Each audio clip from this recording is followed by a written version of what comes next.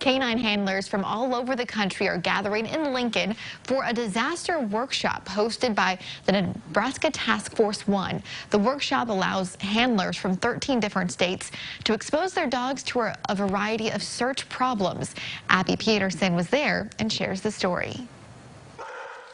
Through dark buildings and piles of rubble, these dogs and their handlers are being put to the ultimate test. So our dogs are trained to use their nose and not their eyes. They're trying to find this scent that they can smell, but they cannot see. The dogs are timed as they go through this disaster exercise and try to locate staged victims who are scattered throughout the rubble. We don't know what kind of disaster we're going to go into, tomorrow or the next day or the next day. So we try to get them acclimated to different scenarios around the country. When the dogs identify the scent of a live human, they alert their handlers.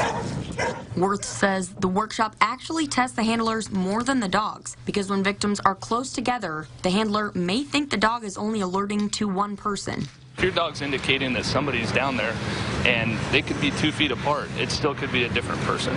In this training exercise, they make sure to keep the elements and the number of victims a surprise to make sure the teams are ready for whatever comes their way. They're always on their toes, and the handlers are on their toes, just waiting and anticipating for the next mission. Although the dogs today were only looking for live victims, Darling says in a rescue situation, they make sure to rescue everyone. In disasters, no matter what, everybody comes home, and that's what we do our workshops for, is to ensure that no matter what, everybody comes home.